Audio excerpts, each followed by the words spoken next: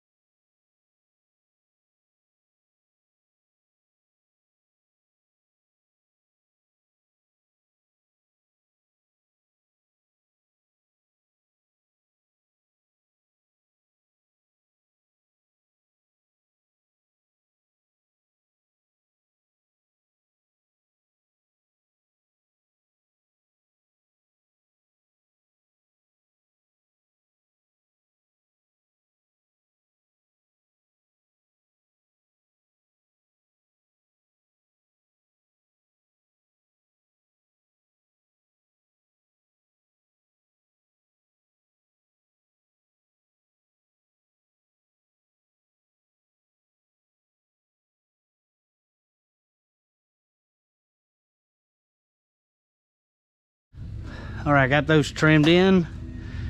Everything's done with the gussets trimmed. Now I'm gonna clean up. We've got to go to a air show, like I said earlier, and then we'll jump back on this this afternoon. All right, we're back from the air show at downtown Greenville. Great turnout. Thanks for everybody that came out. Really good time. We had lines of kids wanting to sit in the SuperSTOL seat. It's pretty cool. So big thanks to Arch Adams, John Bone, Gary Schmidt for coming out supporting that event. We couldn't have done it without you guys. So we're back in the hangar. The work now is we got to turn all these silver Clecos into copper Clecos, and it's just a matter of pulling one. I'll pull every other one for an area, match drill it, put copper, pull the rest, put match drill, put copper. We'll do that all the way down through here until everything is copper. We're gonna flip it over and we'll repeat that process back down, and then eventually we'll have all copper, which means everything is match drilled. We will then take all the copper ones out on both sides. We will deburr everything, and then we'll go back, Cleco a large portion of it back with copper, and then we'll start riveting. And once we rivet it, we're kind of committed, so we'll be inspecting it, make sure everything's where it should be, making sure quality is good before we do those final rivets.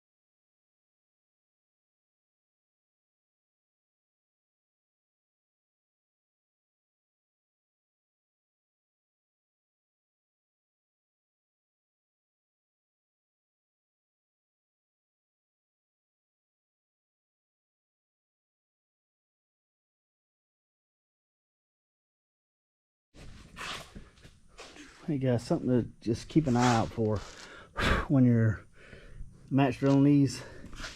This tab here is kind of out by itself. It's small. It might kind of bend when you're trying to drill, so either hold pressure on that one, especially that one. I've had this happen on no other ones, but on those I've had it happen 3 times. 1, 2, 3, almost 4. So just keep an eye on that. What I want to do is just put a pair of needle nose, clamp it here, and make sure that doesn't happen.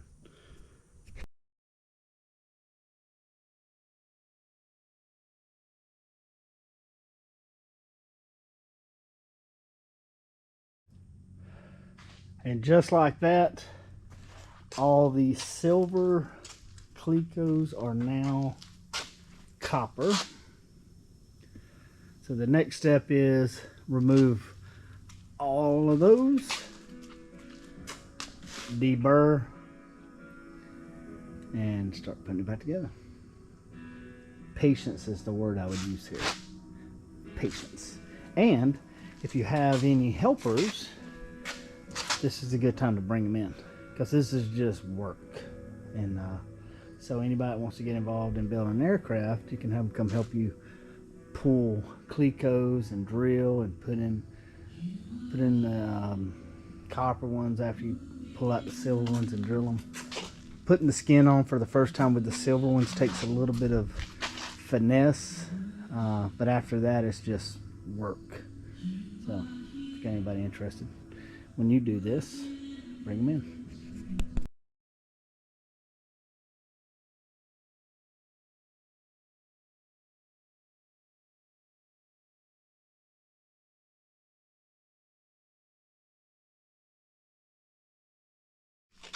All right, got all the clecos pulled out. Started the deburr process, but that's a ton of holes to deburr. But we'll get that. This side's already done, so I'm gonna work on this back side, and then I got to do all the ribs, and then we'll cleco every other hole back, and then start the rivet process.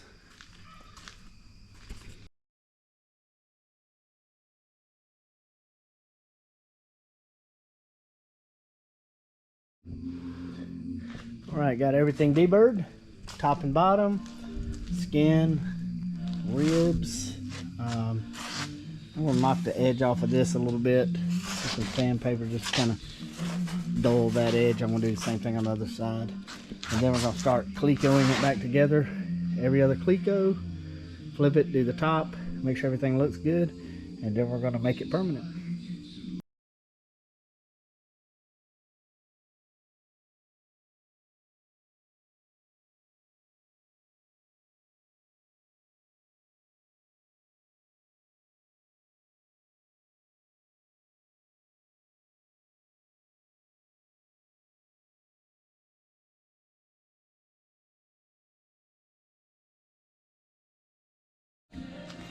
All right, got every other cleco in. Everything went back together nicely, top and bottom. So our next step is start pulling rivets, and then we'll rivet every other hole, swap or pull the clecos, and finish it off. So we're gonna start on this side, flip it over, do the other side.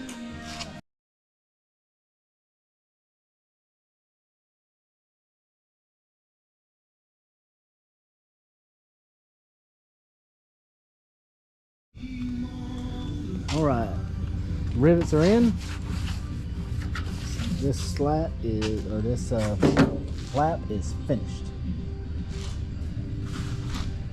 So I got to do the other slat. I won't make you guys suffer through that. And then we've already got the frames and everything for the ailerons. So we'll jump on those after we finish the flaps. And I'll video the first aileron just in case there's anything special there. But for this, we're gonna wrap up the flaps. Next video grouping will be around the ailerons. Then eventually we'll jump back over here on this wing, finish it, and then I'll do a better job of videoing the second one. Kind of getting the groove on how to set these videos up. All right, thanks guys.